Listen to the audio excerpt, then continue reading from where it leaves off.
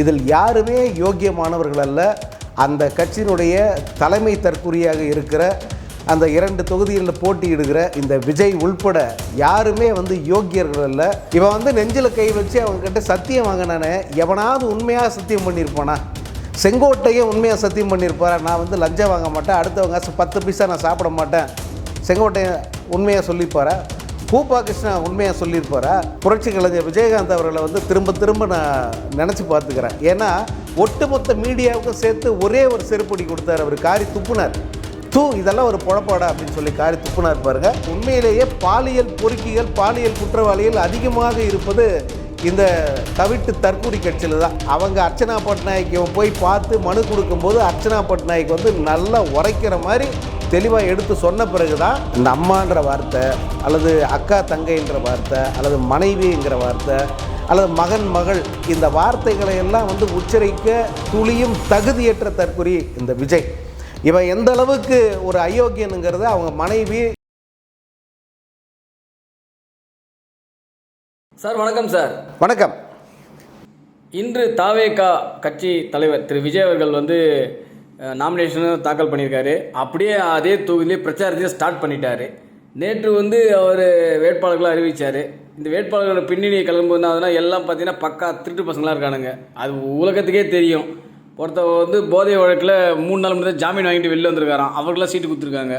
ஒரு அம்மா ஜோசியம் பார்த்து கேன்சரை குணப்படுத்த முடியும்னு சொன்னாங்க. அவங்களெல்லாம் சீட்டு கொடுத்துருக்காங்க. ஆமாம், கிட்டத்தட்ட 106 பேருக்கு கட்சி விட்டு கட்சி மாறினவங்களுக்கு சீட்டு கொடுத்துருக்காரு. இது நீங்கள் எப்படி பார்க்குறீங்க? இதில் இந்த 60 பேருக்கு மட்டும்தான் இவன் நேர்காணல் நடத்தினதாக சொன்னாங்க. அதுக்கப்புறமா எத்தனை பேர் நேர்காணல் செஞ்சான் அப்படின்ட்டு எந்த தகவலும் கிடையாது. ஏன்னா இந்த 60 பேரோட எக்ஸாஸ்ட் ஆகி போய் அந்த வண்டி நின்று போச்சு. வேறு யாராவது வந்தாங்கன்னா அவங்க பக்கம் ஒரு 100 தொகுதியாக தள்ளி விட்டுறலாம் அப்படின்னு காத்துக்கிட்டு இருந்த கோஷ்டி தான் இது. யாருமே வரலன்னு பிறகு அந்தந்த கட்சியிலேருந்து தள்ளி விடப்பட்டவர்கள், அங்கேருந்து ஓடி வந்தவங்க, சீட்டு கிடைக்காத அந்த கோபத்தில் வந்தவங்க, இப்படி கழித்து விடப்பட்ட அவர்களெல்லாம் வச்சுக்கிட்டு என்னாலே 234 தொகுதிக்கு வேட்பாளர்களை நிறுத்த முடியும் அப்படின்னு காமிச்சிருக்கான் இந்த விஜய். ஆக்சுவலாக இதை அறிமுகப்படுத்தும் போது இவங்கெல்லாம் வேட்பாளர்கள் கிடையாது, காப்பாளர்கள் அப்படின்னு சொன்னான்ல, அது ரொம்ப தப்பு. இதெல்லாம் காவாலிகள் அப்படின்னு எழுதி முடிக்க வேண்டிய கேஸ் இந்த 234 பேரும். இதில் யாருமே யோக்கியமானவர்கள் அல்ல. அந்த கட்சியினுடைய தலைமை தற்குறியாக இருக்கிற அந்த 2 தொகுதிகளில் போட்டியிடுகிற இந்த விஜய் உள்பட யாருமே யோக்கியர்கள் அல்ல. அவ்வளவும் அவங்களுடைய அந்த ஃப்ளாஷ்பேக்குன்றது முழுக்க அயோக்கியத்தனம் நிரம்பியது. இவன் நெஞ்சில் கை வச்சு அவங்கக்கிட்ட சத்தியம் வாங்கினானே, எவனாவது உண்மையாக சத்தியம் பண்ணியிருப்பானா? செங்கோட்டையே உண்மையாக சத்தியம் பண்ணியிருப்பாரா? நான் லஞ்சம் வாங்க மாட்டேன், அடுத்தவங்க 10 பைசா நான் சாப்பிட மாட்டேன். செங்கோட்டையை உண்மையாக சொல்லியிருப்பாரா? பூபா கிருஷ்ணா உண்மையாக சொல்லியிருப்பாரா?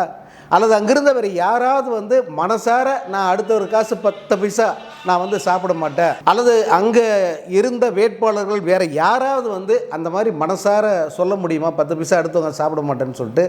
ஸோ அப்படிப்பட்ட அயோக்கியர்களை தான் வேட்பாளர்களை நிறுத்தியிருக்கா. அவர்களுக்கு ஆதரவாக இன்றைக்கி பிரச்சாரத்தை ஆரம்பிச்சிருக்கான். ஆமாம் சார். இப்போ என்னென்னா இந்த மாதிரி வேட்பாளர்களை நம்பி தமிழக மக்கள் ஓடுபட ரெடியாக இருக்கான்னு நினைக்கிறீங்களா? அதான் அரசியல்னால் என்னென்ன தெரியாத இளிச்சவாயர்கள். இவங்களுக்கு என்ன சொல்லி எவ்வளவு பூ சுத்தினாலும் தாங்கிப்பாங்க. நம்ம சொல்வது முழுக்க பொய் தான் அப்படிங்கிறது அந்த விஜயன் கோவுக்கு தெரியும். இந்த பொய்களை தமிழக மக்கள் இத்தனை அரசியல் தலைவர்களை, எத்தனையோ பேரறிஞர்களை, பெரும் புரட்சி தலைவர்களை எல்லாம் பார்த்த இந்த தமிழ்நாட்டு வாக்காளர்கள் இவன் சொல்கிற பொய்யெல்லாம் கேட்டு ஏமாந்து இவனுக்கு ஓட்டு போட்டு நாற்காலியில் உட்கார வச்சிருவாங்க அப்படின்னு அழுத்தமாக நம்புகிறான். அதுதான் இந்த மண்ணோட சாபக்கேடு. ஆமாம் சார். இவர் என்னென்னா 2 தொகுதிகளில் போட்டிடுறாரு. கூட்டம் அப்படியே அலைமோதுது அப்படின்ற மாதிரி இந்த மீடியாக்கள் இருக்காங்க பாருங்கள். ஆமாம், இந்த வாங்குற காசுக்கு மேலே கூறான் அப்படின்ற மாதிரியே இருக்குது. இவர் என்ன பெரிய தேச தந்தையால், தேச தியாகியால் போராட்டங்களை தமிழகத்தில் முன்னெடுத்து நடத்தியிருக்காரா? எத்தனை பேருக்கு குரல் கொடுத்துருக்காரு? எந்த சமூகத்துக்கு குரல் கொடுத்துருக்காரு? இதெல்லாம் விசாரிக்காமல் ஏன் இவ்வளோ ஏன் அவன் கட்டின பொண்டாட்டி எங்கே இருக்காங்க, பிள்ளைங்க எங்கே இருக்காங்க, நீ எல்லாம் நாட்டு மக்களை திருத்த வந்துட்டேன்னா ஒரு கேள்வி கேட்க துப்பு இல்லாமல் உட்காந்து அவங்க வாங்கின காசுக்கு மேலே கூறாங்கடா அப்படின்ற மாதிரி சமூகத்தில் போட ஆரம்பிச்சிட்டாங்க. இது எப்படி பார்க்குறீங்க? அதுதான் உண்மை. நீங்கள் சொன்னது தான், வாங்கின காசுக்கு மேலே கூவுறாங்கன்றது தான் உண்மை. நான் திரும்ப நான் மறைந்த கேப்டன் புரட்சி கலைஞர் விஜயகாந்த் அவர்களை வந்து திரும்ப திரும்ப நான் நினச்சி பார்த்துக்கிறேன். ஏன்னா ஒட்டுமொத்த மீடியாவுக்கும் சேர்த்து ஒரே ஒரு செருப்படி கொடுத்தார். அவர் காரி துப்புனார். இதெல்லாம் ஒரு பொழப்பாடா அப்படின்னு சொல்லி காரி துப்புனார் பாருங்கள். நீங்கள் எல்லாம் செய்கிறதுக்கு பேர் வந்து வேலையா, இதுக்கு பேர் வந்து மீடியா செய்கிற வேலையாடா இது அதுக்கு மேலே வேற ஒரு வேலை இது அப்படின்னு சொல்லிட்டு அவர் காரி துப்புனார். அதுதான் உண்மை. இப்போ இருக்கிற இந்த ஊடகங்கள், குறிப்பாக மெயின் ஸ்ட்ரீம் மீடியா என்று தங்களை சொல்லிக்கொள்கிற செய்தி சேனல்கள் அத்தனை பேருமே விஜயிடம் பணம் வாங்கியிருக்கிறார்கள் அப்படிங்கிறது அம்பலமாயிடுச்சு. பல செய்தியாளர்கள், பல மூத்த பத்திரிகையாளர்கள் இதை வெட்ட வெளியில் வெளிப்படையாகவே சொல்கிறாங்க. வாங்கின காசுக்கு வந்து அவங்க பாட்டோட அந்த லைவ் போடுறாங்க அப்படின்ட்டு. அதே போல் இந்த விஜய் வேட்பாளர் அறிமுக கூட்டம் நடந்துச்சு. அந்த கூட்டத்தில் வேட்பாளர் அறிமுக படலம் முடிஞ்ச உடனே வந்து அந்த செய்தி சேனல்கள் லைவை கட் பண்ண போகிறாங்க. அப்போது அந்த கட்சியை சேர்ந்த ராஜ்மோகன் சொல்கிறாரு, லைவெல்லாம் கட் பண்ணுறாதீங்க, இன்னும் நிறைய இருக்குது, முழுசாக ஒளிபரப்புங்கன்னு சொல்கிறாரு. அதுவும் சேர்ந்தே இந்த லைவில் வருதுன்னா எந்த அளவுக்கு வந்து இவங்க காசு வாங்கி இந்த விஜய்க்கு அடிமையாக போயிருக்காங்க அப்படிங்கிறத புரிஞ்சுக்கலாம். நான் இத்தனை ஆண்டுகள் இந்த செய்தி சேனல் வந்த பிறகு கூட நான் பார்க்குறேன், செய்தி சேனல் வரலாற்றிலேயே எந்த ஒரு நடிகருக்கும் அல்லது யார் புதுசாக கட்சி ஆரம்பித்த யாருக்குமே இந்த மாதிரி பாட்டு போட்டு காலையில் 7 மணிலிருந்தே வந்து அவங்க வீட்டு வாசலில் அந்த மூடின கதவையே வந்து ஃபோக்கஸ் பண்ணிக்கிட்டு இருக்கிற அந்த மீடியா கேமரா வந்து நான் இது வரைக்கும் பார்த்ததே இல்லை. முதல் முறை இப்போது தான் இந்த அசிங்கமெல்லாம் அரங்கேறுது. இந்த விஜயை வந்து எப்படியாவது இந்த மக்களுடைய மூளைக்குள் கொண்டு போய் திணிக்கணுங்கிறது தான் இவங்களுடைய ஒரே நோக்கமாக இருக்குது. அதுக்காகத்தான் வந்து இவர்கள் இந்த பாட்டு போடுறது அல்லது லைவை தொடர்ந்து போடுறது, ஒரே செய்தியை 100 முறை வேண்டுமென்றே போடுவது, விஜய் ஒரே ஒரு முறை பேசுகிறத அன்று நாள் முழுக்க போட்டு மக்கள் அந்த மூளையில் வந்து இவனை கொண்டு போய் திணிக்கணும் அப்படிங்கிறது அவங்களுடைய நோக்கமாக இருக்குது. இது எந்த தேர்தலிலும் பார்க்காத ஒரு ஈனத்தனமான ஒரு செயலாக நான் பார்க்குறேன். இல்லை, இதெல்லாம் ஏன் வந்து எந்த அரசுமே கண்டிக்க மாட்டேங்குது? மத்திய அரசும் கண்டிக்க மாட்டேங்குது, மாநில அரசும் கண்டிக்க மாட்டேங்குது. கரூர் பேசினா ஒரு வெளியே சுதந்திரமாக சுற்றிட்டு இருக்காரு. அங்கே அத்தனை உயிர் போயிருக்கு. கிட்டத்தட்ட இவர் கட்சி ஆரம்பித்து 61 உயிருக்கு மேலே பலியாகிருக்கு. ஆனால் இவர் சுதந்திரமாக இன்னும் சாவடிச்சு சுற்றிட்டு தான் இருக்காரு. இது வந்து தமிழக முதல்வர் மு.க. ஸ்டாலின் செய்த மிகப்பெரிய தவறுகளில் ஒன்று இது. ஏன்னா இந்த விஜயை கைது செய்தால் விஜய்க்கு பேராதரவு வந்துடும், இந்த தேர்தலில் ஒரு பெரும் சக்தியாக உருவெடுத்துருவான் அப்படின்னு சொல்லிட்டு அவர் எதிர்பார்த்து இவனை தொடாமல் சீண்டாமல் பேசாமல் விட்டு தொலைவன், அந்த கர்மம் எங்கேயாவது போகட்டும் அப்படின்னு ரொம்ப மென்மையான போக்கை அவர் கையாண்டார். அதனுடைய விளைவு தான் வந்து இன்றைக்கி போகிற இடமெல்லாம் திமுகவையும் மு.க. ஸ்டாலின் அவர்களையும் மிக கேவலமாக பேசிக்கிட்டு இருக்கார் இந்த விஜய். ஆனால் உண்மையாகவே வந்து விஜயை கடந்த செப்டம்பர் மாதம் கைது செய்து 1 மாத காலம் அடைத்து வைத்திருந்தால், அல்லது ஜாமீனில் வெளிவர முடியாத அந்த வழக்குகள் என்பது போடப்பட்டிருக்கோம், அதற்கான முகாந்திரங்கள்லாம் இருந்தது, அதை செய்திருந்தால் விஜய் அன்னையோடு வந்து ஒடுங்கி போய் வீட்டில் மூளையில் முடங்கி இருந்திருப்பான். ஆனால் வந்து தமிழ்நாடு அரசு ஏனோ வந்து இந்த விஷயத்தில் மட்டும் வந்து ரொம்ப மென்மையான போக்கை நடந்துக்குச்சுங்கிறது தான் வந்து பலருடைய பார்வையாக இருக்குது. ஏன் மு.க. ஸ்டாலின் இந்த அளவுக்கு விஜய் பேச விட்டு வேடிக்கை பார்க்குறார் அப்படின்னா, விஜயை வந்து பேசவே விடக்கூடாது, அடிச்சிடணும் அப்படின்னு நான் சொல்ல வரல. ஆனால் பொய்களைத்தான் பேசுகிறார். தொடர்ச்சியாக விஜய் பேசுவது அத்தனையும் பொய்கள் தான், பொய்யான குற்றச்சாட்டு. இப்போது விஜய் வந்து ஊழல் நடந்துருச்சு, லஞ்சம் வந்துருச்சு, லஞ்சம் வாங்குறாங்க, முதல்வர் குடும்பம் லஞ்சம் வாங்குதுன்னு சொல்கிறானே, இதுக்கெல்லாம் என்னடா ஆதாரம் அப்படின்னு கேட்க முடியாதா? அல்லது டிஃபமேஷன், எவ்வளவு டிஃபமேஷன் கேஸ் போட்டிருக்காங்க. இந்த விஜய் மீது அந்த மாதிரியான வழக்கு போடுவதற்கு என்ன சட்டம் ஒழுங்கு சரியில்லை, பெண்களுக்கு பாதுகாப்பு இல்லை, அப்படியே திரும்ப இதையே சொல்லுகிற பொழுது அது ஒரு பொத்தாம்பொதுவான ஒரு குற்றச்சாட்டாக மக்கள் மனசில் பதியுது. இந்த அரசுக்கான ஒரு அவப்பெயராக அது வந்து மாறுது. இதை தடுப்பதற்கு கூட முயற்சி செய்யாமல் இவனை வந்து அப்படியே அவன் போக்கிலே விட்டு கொண்டிருப்பது சரியா அப்படிங்கிற ஒரு கேள்வி எழுது. ஆமாம் சார், பெண்களுக்கு பாதுகாப்பு இல்லைன்றவங்க எல்லாரும் சுதந்திரமாக சுற்றிட்டு தான் இருக்காங்க. நான் வந்து நைட்டில் 1 மணி 2 மணிக்கெலாம் சுற்றிட்டு தான் இருக்கேன். அவ்வளோ பெண்கள் வந்து சாப்பிட்றாங்க, போகிறாங்க, வராங்க, எவ்வளவோ சுற்றிட்டு தான் இருக்காங்க. இவர் என்னத்தை ஒரு பெண்களுக்கு பாதுகாப்பு கண்டுபிடிச்சாரு எனக்கு புரியல. எனக்கு இவர் கட்சியில் தான் பாதுகாப்பு இல்லை நிறைய பெண்களுக்கு. உண்மையிலேயே இதுதான் எல்லாரும் பாஜகவை வந்து கிண்டலாக பாலியல் ஜல்சா கட்சின்னு சொல்லுவாங்க.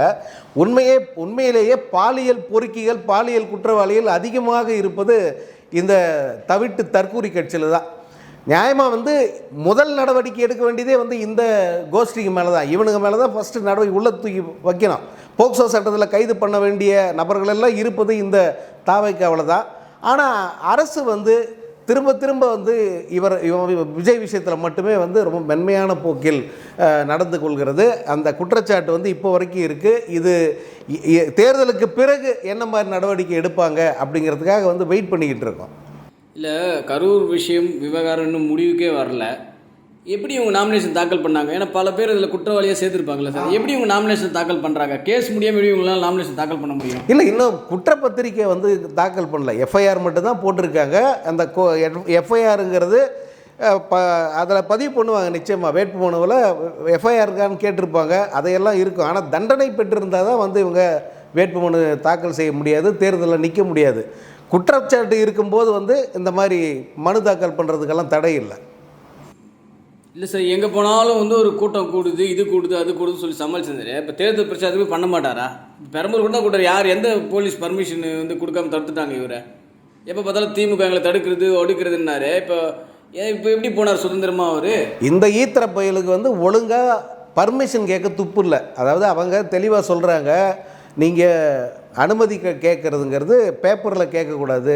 நோ பேப்பர் டிரான்சாக்ஷன்ஸ், ஒன்லி நீங்கள் ஆன்லைனில் சுவிதான்ற இணையதளத்தில் போய் 2 நாள் முன்னாடி அனுமதி கேட்டு விண்ணப்பிங்க, நாங்கள் உடனே கொடுத்துட்றோன்றாங்க. யார் திமுக காரனா தாவேகா காரனா அதிமுக எந்த மூஞ்சி முகரையும் அவங்க பார்க்குறதில்ல.